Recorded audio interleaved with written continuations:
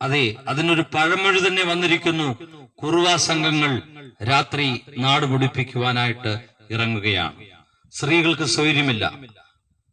ആൺ സുഹൃത്തിന്റെ കൂടെ ജീവിക്കാൻ, ആൺ സുഹൃത്ത് എന്ന് പറയുമ്പോൾ വ്യഭിചാരമാണ് സംഭവം.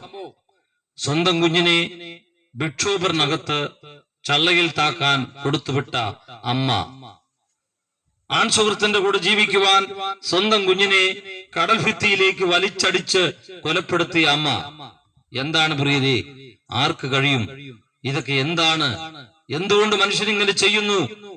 ആർക്കും ഒരു ഉത്തരവും പറയാൻ കഴിയുന്നില്ല.